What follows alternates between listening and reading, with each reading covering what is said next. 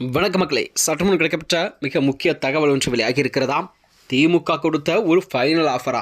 கேட்டதும் அப்படியே அதிர்ச்சியாகினா என்ற ஓபிஎஸ். இது நடந்தால் செம்ம அதிர்ச்சியா?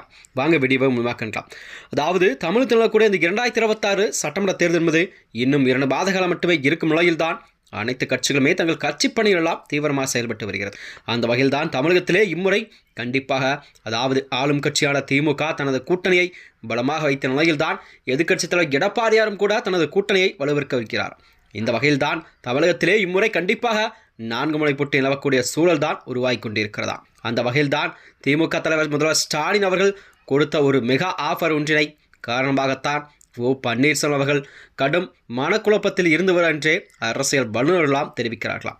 அதாவது அடுத்து என்ன செய்வதென்றே தெரியாமல் குழப்பத்திருந்த ஓபிஎஸ் அவர்கள் தனக்கு அதிமுகவின் கதவுகள் தனக்கு நிரந்தரமாகவே மூடப்பட்டதை அறிந்த ஓபிஎஸ் அவர்கள் கண்டிப்பாக திமுக பக்கம் அவர் இணைய அதிக வாய்ப்பு இருப்பதாக பேசப்படுகிறது. இதனைத் தொடர்ந்துதான் தனது அரசியல் எதிர்காலத்தை தக்க வைக்க எடுத்த ஒரு பகிரத முயற்சிகள் என்பது அனைத்துமே தோல்வியில் முடிந்ததாம்.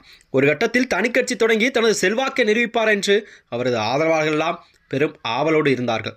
ஆனால் நிதர்சனம் வேறாக இருந்தது. அவரோடு இருந்த முக்கிய தளபதிகள் பலரும் அடுத்தடுத்து திமுக பக்கம் தங்களை இணைத்துக் கொண்டது அவருக்கு ஒரு பெரும் அதிர்ச்சியை ஏற்படுத்தியிருக்கிறதா.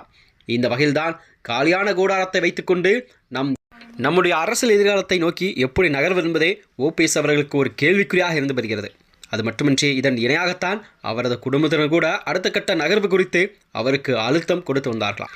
இது குறித்து திமுகவில் இருந்த அவரது முன்னாள் ஆதரவாளரான தரப்பில் ஒரு சில சுவாரஸ்யமான விமர்சனங்கள்லாம் முன்வைக்கப்பட்டது. அதாவது அரசியலிலே அதிரடி முடிவுகளை எடுக்கவோ, அதாவது ரிஸ்க் எடுக்கவோ ஓபிஎஸ் எப்போதும் தயங்குவார். அது மட்டுமின்றி அதிர்ஷ்டம் தானாக தேடி வர வேண்டும் என்று நினைப்பவர் தவிர களத்தில் இறங்கி போராட மாட்டார்.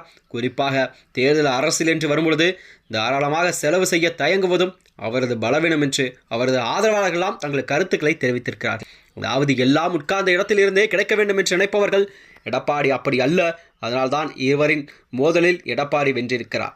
இத்தகைய குணாதிசயம் கொண்ட இன்றைய வேகமான அரசியல் மரியாதை கிடைப்பது என்பது மிகவும் கடினமான விஷயமாகும். காலம் கடந்த பின்பு முடிவெடுக்கும் அவரது பாணியில் தன்னை நம்பி வந்தவர்கள் எதிர்காலத்தையும் அவர் கேள்விக்குறியாக்கிவிட்டார். இதனால்தான் பலரும் கூட அவரை விட்டு விலகி திமுக பக்கம் தங்களை இணைத்துக் கொண்டது அரசியலிலே ஒரு புதிய பரபரப்பை கிளப்பியிருக்கிறதா. அதாவது தனித்து இயங்க முடியாது என்பதை உணர்ந்த ஓபிஎஸ் திமுகவின் பக்கம் தனது பார்வையை திருப்பியிருக்கிறார். சமீபத்தில் இடைக்கால பட்ஜெட் கூட்டத்தொடரின் போது கூட அவரது ஆதரவாளர் எம்எல்ஏ ஐயப்பன் அவர்கள் முதலமைச்சர் ஸ்டாலினை புகழ்ந்து பேசியிருக்கிறார். இது தொடக்க புள்ளி. இதனைத் தொடர்ந்துதான் ஓபிஎஸ் முதலமைச்சரை 2 முறை நேரில் சந்தித்து தனது வாழ்த்துக்களை தெரிவித்திருக்கிறாராம். அதாவது முதல் சந்திப்பின் போது, நீங்கள் தயங்காமல் கட்சியின் இணைங்கள், உங்கள் கௌரவத்திற்கு பங்கம் வராமல் நான் பார்த்துக் கொள்கிறேன் என ஸ்டாலின் அவர்கள் கனவுடன் கூறியிருக்கிறார். ஆனால் ஓபிஎஸ் வைத்த கோரிக்கை திமுக தலையிலே அதிர வைத்திருக்கிறதா.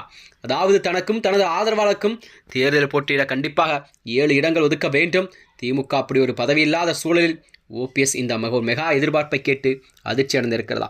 மேலும் இது போன்ற வீடியோக்களை தெரிந்து கொள்ள நமது சேனலை மறக்காமல் சப்ஸ்கிரைப் செய்து கொள்ளும். நன்றி, வணக்கம்.